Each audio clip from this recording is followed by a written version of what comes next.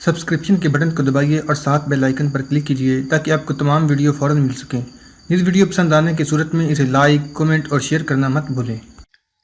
سلطان التمش نے کہا، ہم یہاں آنے والے ہر سپاہی کا خیر مقدم کریں گے، لیکن کیا یہ بہتر نہیں ہوگا کہ سلطان جلال الدین خود یہاں ٹھہرنے کی بجائے تمام عالم اسلام کا دورہ کریں اور ان کی آواز پر لبیک کہنے والوں کا مستقر ہندوستان ہو؟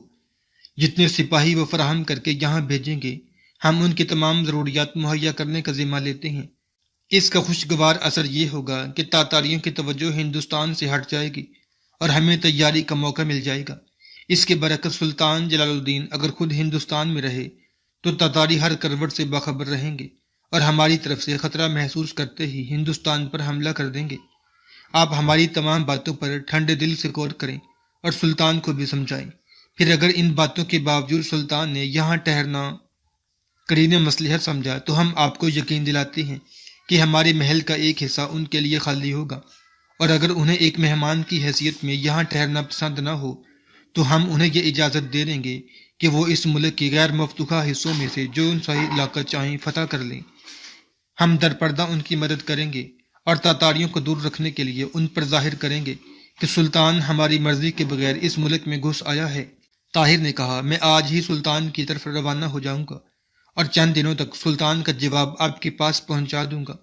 شمس الدین التمش نے کہا، بہتر یہ ہوگا کہ آپ سلطان کو مکتوب میں یہ تمام باتیں لکھ بھیجیں اور اپنے ساتھیوں میں سے کسی کو سلطان کے پاس روانہ کر دیں۔ عین الملک نے ابھی سے ہماری عمرہ کے ساتھ ساز باز شروع کر دی ہے۔ اب سلطان کو لکھیں کہ یہاں عین الملک کی موجودگی ہم دونوں کے لیے نقصان دہ ثابت ہوگی۔ بہتر یہ ہے کہ وہ اسے بلا لیں اور ہمارے پاس تیمور ملک کو بھیج دیں۔ وہ نیک نیت بھی ہے اور معاملہ فہم بھی۔ ہمیں یقین ہے کہ ہم بہت جلد کسی فیصلے پر پہنچ جائیں گے۔ سلطان کے پاس آپ اپنے ساتھیوں میں سے جس کو بھیجنا چاہیں، اس کے لیے ڈاک کے گھوڑوں کا بندوبست کیا جائے گا اور زیادہ سے زیادہ 3 دن میں سلطان کا جواب لے کر یہاں پہنچ جائے گا۔ اس ملاقات کی بعد طاہر کے دل میں سلطان التمش کے متعلق جو غلط فہمیاں تھیں وہ سب دور ہو گئیں۔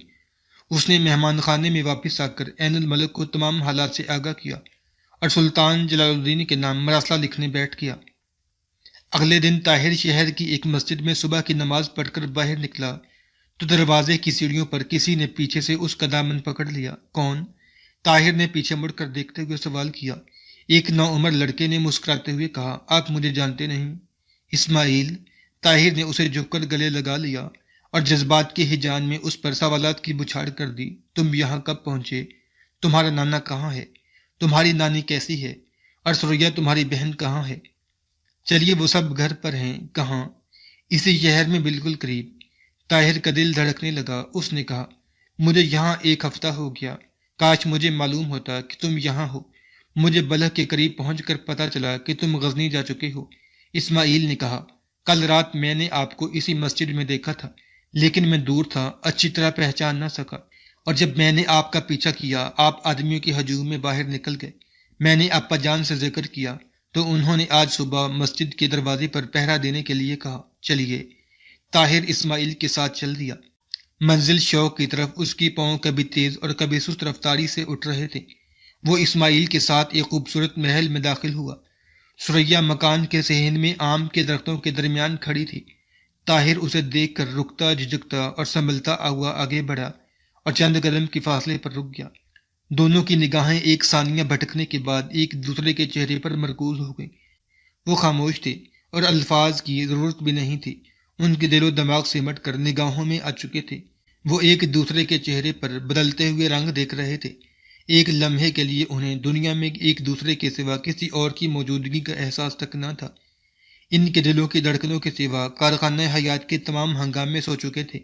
اسماعیل نے کہا، ابا پہچانا نہیں آپ نے؟ یہ بھائی طاہر ہے۔ سریا مسکرائی اور ایک لمحہ توقف کے بعد آگے بڑھ کر اسماعیل کو گلے لگا کر بولی، میرے خیال میں تم نے انہیں پہچاننے میں غلطی کی ہے، یہ شاید کوئی اور ہیں۔ اسماعیل نے پریشان ہو کر طاہر کی طرف دیکھا اور کہا، خدا کی قسم یہ وہی ہیں۔ سریا ہنسی اور طاہر کی طرف دیکھ کر اپنی آنکھوں میں مسرت کے آنسو چھپاتی ہوئی مکان کی طرف چل دی۔ برآمدے کی سیڑھیوں کے قریب پہنچ کر وہ چلنے کی بجائے بھاگ رہی تھی۔ نانی جان وہ آ گئے، اس نے ایک دروازے پر رک کر کہا۔ باہر اسماعیل حیران ہو کر طاہر کی طرف دیکھ رہا تھا۔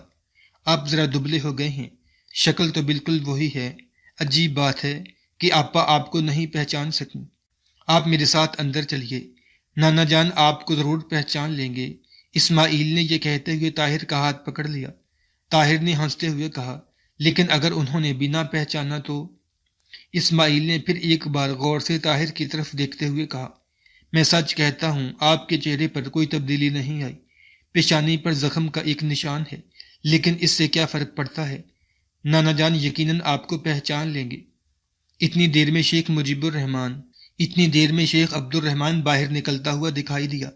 چند نوکر اس کے ساتھ تھے اور وہ بلند آواز میں کہہ رہا تھا، سخت نالائق ہو تم، مہمان باہر کھڑا ہے اور تم نے مجھے خبر تک نہیں دی۔ وہ دیکھو اسماعیل بھی کتنا احمق ہے، نہ معلوم یہ کب سے وہاں کھڑے ہیں۔ طاہر نے آگے بڑھ کر شیخ عبد الرحمان سے مصافحہ کیا۔ شیخ اس طرح ہانپ رہا تھا جیسے 1 میل دوڑ کر آیا ہو۔ اس نے کہا، آپ اندر چلیے، آپ باہر کیوں کھڑے تھے؟ نانا جان پہچانا آپ نے؟ یہ کون ہے؟ چپ نالائق! شیخ طاہر کا بازو پکڑ کر مکان کی طرف چل دیا۔ برآمدے کے سامنے سنگی مرمر کی سیڑھیوں پر چڑھتے ہوئے اس کا پاؤں پھسلا، لیکن طاہر نے اسے بروقت تھام لیا۔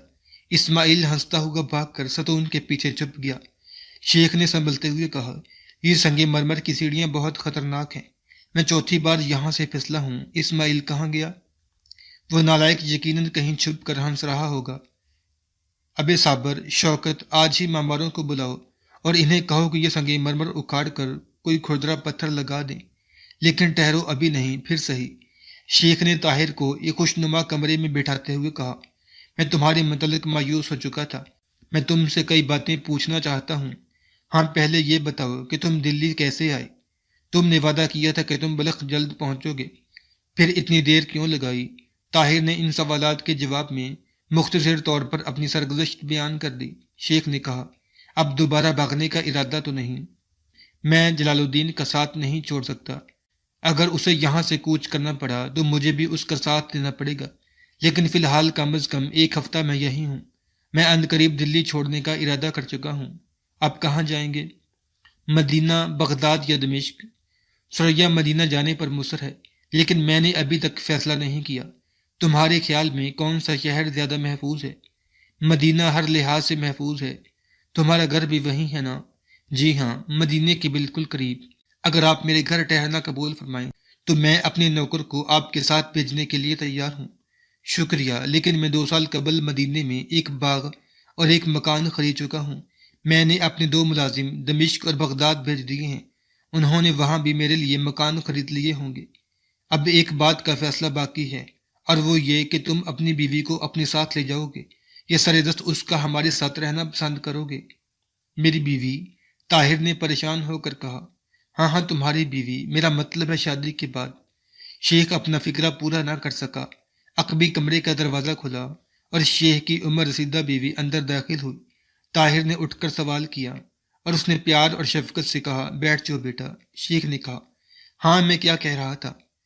حنیفہ نے غصے سے اس کی طرف دیکھتے ہوئے کہا، آپ شاید یہ کہہ رہے تھے کہ اب کسی تاخیر کے بغیر سریا اور ان کی شادی کر دی جائے۔ نہیں نہیں، میں یہ کہہ رہا تھا کہ یہ سریا کا ہمارے ساتھ رہنا پسند کریں گے یا اپنے ساتھ لے جائیں گے۔ بھلا یہ بھی کوئی پوچھنے کی بات ہے؟ جب تک یہ جنگ سے فارغ نہیں ہوتے، سریا ہمارے سوا اور کہاں رہ سکتی ہے؟ یہی تو میں کہہ رہا تھا۔ میرا مطلب یہ تھا کہ شادی کرنے کے بعد اگر یہ سریا کو اپنے ساتھ لے جانے کا خیال رکھتی ہوں تو ان کا ارادہ تبدیل کر دو، لیکن ابھی تک آپ نے یہ فیصلہ نہیں کیا کہ شادی کب ہوگی۔ میں فیصلہ کر چکا ہوں۔ حنیفہ نے پریشان ہو کر سوال کیا، کب؟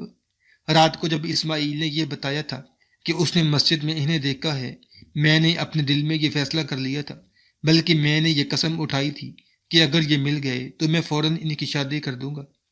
اب اگر انہیں کوئی اعتراض نہ ہو تو میں آج ہی قاضی کو بلاتا ہوں۔ طاہر نے حیا سے آنکھیں نیچے کرتے ہوئے جواب دیا، بھلا مجھے کیا اعتراض ہو سکتا ہے؟ حنیفہ نے کہا، لیکن تیاری کرنے اور لوگوں کو دعوت کی اطلاع دینے میں کم از کم 2 دن ضرور لگ جائیں گے۔ شیخ نے کہا، 2 دن؟ تم اس دن سے تیاری میں مصروف ہو جس دن طاہر بلخ سے روانہ ہوا تھا۔ دعوت کے لیے تم کہو تو میں شام سے پہلے سارا شہر یہاں جمع کر سکتا ہوں، لیکن کم از کم 2 دن پہلے تو اطلاع ہونی چاہیے۔ شہر کے عمرا کی کئی لڑکیاں سریا کی سہیلیاں بن چکی ہیں اور انہیں کم از کم 1 دن پہلے بلانا چاہیے۔ شیخ نے ایک طویل بحث کے بعد ہار مانتے ہوئے کہا، بہت اچھا، پرسوں ہی صحیح، پرسوں صبح نکاح ہوگا۔ کھانا کھانے کے بعد شیخ نے طاہر کو اپنے پاس ٹھہرانے کے لیے اصرار کیا، لیکن طاہر نے کہا نہیں، اس وقت مجھے اجازت دیجیے، شاہی مہمان خانے میں میرے ساتھی انتظار کر رہے ہوں گے، شام کو آ جاؤں گا۔ شیخ سے اجازت لے کر طاہر کمرے سے باہر نکلا تو برآمدے میں اسماعیل منتظر کھڑا تھا۔ اس نے کہا آپ جا رہے ہیں؟ اگر تھوڑی دیر اور ٹھہر جاتے تو میں آپ کے ساتھ چلتا۔ استاد نے کہا کہ سبق ختم کیے بغیر چھٹی نہیں ملے گی۔ شیخ اسماعیل کی آواز سن کر باہر نکل آیا اور بولا جاؤ بیٹا، اپنے سبق ختم کرو، یہ شام کو آ جائیں گے۔ اسماعیل نے کہا شاید یہ راستے سے واقف نہ ہوں۔ شیخ نے کہا دیکھا آپ نے، یہ ہر ایک کو اپنے مقابلے میں کم عقل سمجھتا ہے۔ طاہر نے مسکراتے ہوئے کہا اسماعیل تم جا کر سبق پڑھو، میں شام کو آ جاؤں گا، پھر ہم دونوں سیر کے لیے جائیں گے۔ اسماعیل بادل نخواستہ اپنے کمرے میں چلا گیا اور طاہر مکان سے نکل کر پائیں باغ میں داخل ہوا۔ آسمان پر بادل چھا رہے تھے۔ راستے سے ایک طرف آم کے گھنے درختوں کے درمیان ایک چھوٹے سے حوض میں فوارہ چھوٹ رہا تھا۔ راج ہنس کا ایک جوڑا پانی میں تیر رہا تھا اور سریا سنگ مرمر کی پٹری پر بیٹھی ہوئی تھی۔ طاہر اس کے قریب سے گزرتے ہوئے رکا اور وہ اسے دیکھ کر کھڑی ہو گئی۔ آپ جا رہے ہیں؟ سریا نے جھجکتے ہوئے سوال کیا۔ وہ اب طاہر کی طرف دیکھنے کی بجائے آنکھیں نیچے کیے ہوئے تھی۔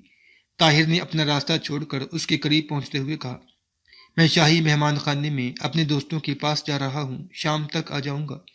اسماعیل کو آپ کے ساتھ بھیج دوں؟ نہیں، وہ سبق یاد کر رہا ہے۔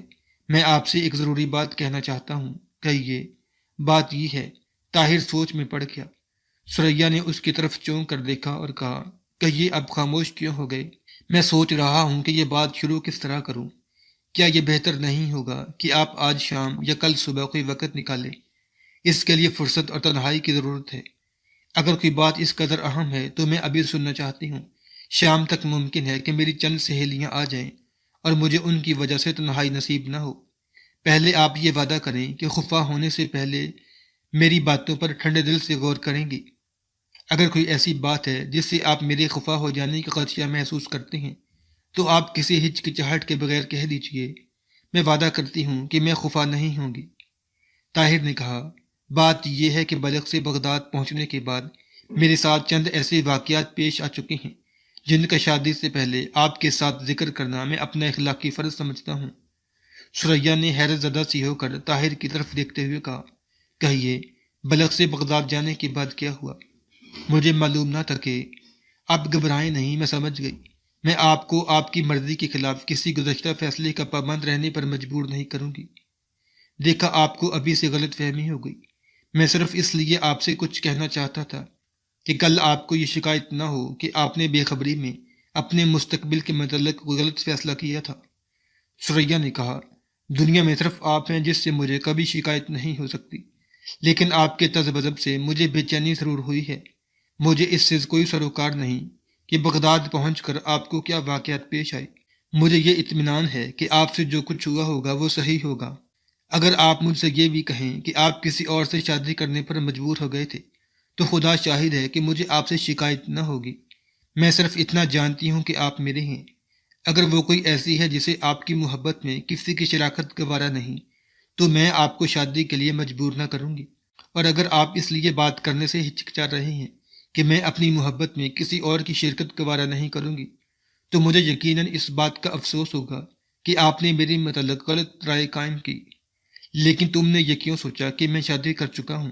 آپ کی بجائے تم سن کر سریا کا چہرہ خوشی سے چمک اٹھا۔ وہ بولی تو پھر اس کے سوا اور آپ کیا کہنا چاہتے کہ میرے علاوہ ایک اور لڑکی بھی ہے جسے آپ مایوس نہیں کرنا چاہتے؟ اچھا فرض کرو میں یہی کہنا چاہتا ہوں تو کیا؟ تو تم کیا جواب دیتی؟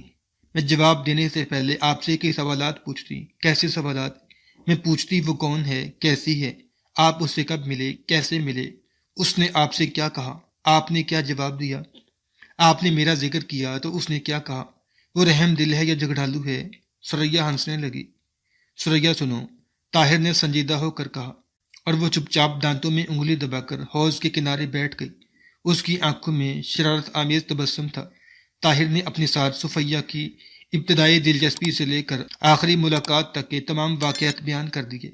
اختتام پر سریا نے آنکھوں میں آنسو بھرتے ہوئے کہا لائیے وہ انگوٹھی کہاں ہے؟ طاہر نے جیب سے انگوٹھی نکال کر سریا کے ہاتھ پر رکھ دی۔ سریا نے اپنی انگوٹھی اتار کر صفیہ کی انگوٹھی پہن لی اور کہا، مجھے معاف کیجیے، میں نے آپ کو پریشان کیا۔ یہ لیجیے میری انگوٹھی اپنے پاس رکھیے، اور جب وہ ملے اسے میری طرف سے پیش کر دیجیے، اور میری طرف سے یہ بھی کہیے کہ میں اس کی ایک ادنا خادمہ بن کر بھی رہنا اپنے لیے باعث فخر خیال کروں گی۔ طاہر کی شادی کے اگلے دن تیمور ملک دلی پہنچا۔ لوگ اس کے سپاہیانہ کارنامے سن چکے تھے۔ جب وہ شہر کے دروازے پر پہنچا تو امرائے سلطنت کے علاوہ شہر کے بہت سے لوگ اس کے استقبال کے لیے کھڑے تھے۔ جب وہ شاہی مہمان خانے کی طرف جا رہا تھا، ایک اچھا خاصا جلوس اس کے پیچھے تھا۔ طاہر نے تفصیل سے سلطان کے ساتھ گزشتہ ملاقاتوں کا ذکر کرنے کے بعد کہا، مجھے افسوس ہے کہ آپ ایک دن دیر سے تشریف لائے، ورنہ دعوت ولیمہ میں آپ بھی شریک ہو جاتے۔ کس کی دعوت ولیمہ؟ میری شادی ہو چکی ہے۔ کب؟ کیسے؟ کہاں؟ کل۔ آپ کو یاد ہے بلخ کے راستے میں جب آپ سے ملاقات ہوئی تھی، ایک لڑکی میرے ساتھ تھی اور آپ نے اس کی تقریر سن کر مجھے ایک نصیحت کی تھی۔ میں نے آپ کی اس نصیحت پر عمل کیا ہے، تو وہ بلخ سے یہاں پہنچ گئے۔ تم بہت خوش نصیب ہو۔ میرا خیال تھا کہ آپ کے ساتھ عبد الملک بھی آئے گا اور آپ دونوں میری شادی میں شریک ہو سکیں گے۔ عبد الملک بغداد روانہ ہو چکا ہے۔ کب؟ تمہارا مکتوب ملتے ہی سلطان نے مجلس شورا طلب کی، اور ہمارا متفقہ فیصلہ تھا کہ تمام اسلامی سلطنتوں میں ایلچی بھیج کر انہیں تاتاریوں کے خلاف ایک متحدہ محاذ بنانے کی اجازت دی جائے۔ سلطان کی خواہش تھی کہ تمہیں بھیجا جائے، لیکن میں نے یہ رائے دی کہ تمہاری دلی میں بھی ضرورت ہے۔ طاہر نے کہا، لیکن میری طرح عبد الملک کے متعلق بھی خلیفہ کی رائے اچھی نہیں۔ مجھے ڈر ہے کہ وہ اسے جاتے ہی گرفتار نہ کر لیں۔ تیمور ملک نے جواب دیا، نہیں، وہ سلطان کے ایلچی کی حیثیت سے گیا ہے۔ خلیفہ اس قدر رذالت کا ثبوت نہیں دے گا۔ سلطان نے باقی تمام اسلامی ممالک میں بھی اپنے ایلچی روانہ کر دیے ہیں۔ ایک افسر نے اندر آ کر اطلاع دی، سلطان نے آپ کو ملاقات کے لیے بلایا ہے۔ تیمور ملک نے اٹھتے ہوئے طاہر سے مخاطب ہو کر کہا، انشاءاللہ میں واپس آ کر تمہاری شادی پر ایک تحفہ ضرور پیش کروں گا۔ دوپہر کے وقت تیمور ملک سلطان سے ملاقات کر کے واپس آیا تو اس نے طاہر کو اپنے کمرے میں بلا کر کہا، میں نے تمہیں ایک تحفہ پیش کرنے کا وعدہ کیا تھا۔ میں اپنا وعدہ پورا کرتا ہوں، وہ یہ ہے کہ تم تا حکم ثانی دلی میں رہو گے، اور جب تک سلطان جلال الدین ہندوستان میں ہیں تمہیں دوسرا حکم نہیں دیا جائے گا۔ میں کل جا رہا ہوں، دلی میں تم سلطان کے سفیر بن کر رہو گے۔ مجھے ڈر ہے کہ بعض ترک سردار سلطان التمش کو ہمارے سلطان کے خلاف اکساتے رہیں گے، لیکن تم نے چند ملاقاتوں میں سلطان پر جو اثر ڈالا ہے اس کے پیش نظر مجھے یقین ہے کہ تمہاری یہاں موجودگی میں کوئی شخص اس کا ارادہ تبدیل نہیں کر سکے گا۔ تم اپنا کام جاری رکھو اور سلطان عمرہ اور عوام کو تاتاریوں کے خلاف متحدہ محاذ میں ہمارا ساتھ دینے پر آمادہ کرتے رہیں۔ سلطان التمش یہ سن کر خوش ہوا کہ اب تم خوارزم شاہ کے سفیر بنو گے۔ وہ تمہاری نیک نیتی اور خلوص سے بہت متاثر ہے۔ شام کے وقت شیخ عبد الرحمن نے تیمور ملک کے اعزاز میں شہر کے معززین کو دعوت عام دی۔ کھانا کھانے کے بعد تیمور ملک نے کہا، طاہر، میں تمہاری بیوی کے لیے بھی ایک تحفہ لایا ہوں۔ حاضرین گہری دلچسپی کے ساتھ تیمور ملک کی طرف دیکھنے لگے۔ تیمور ملک نے اپنے گلے سے حمائل اتار کر طاہر کو پیش کرتے ہوئے کہا، تمہاری بیوی کے لیے میں اس سے بہتر تحفہ پیش نہیں کر سکتا۔ یہ قرآن مجید میرے والد کے ہاتھ کا لکھا ہوا ہے۔ دلی میں چند دن اور رہنے کے بعد طاہر کو سلطان التمش کی پریشانیوں کی وجوہات معلوم ہوئیں۔ التمش نے دلی کا تخت و تاج اپنے آقا قطب الدین ایبک کی وفات کے بعد اس کے نالائق بیٹے سے زبردستی حاصل کیا تھا۔ ترک امراء بالخصوص ایبک اس کی کامیابی پر خوش نہ تھے۔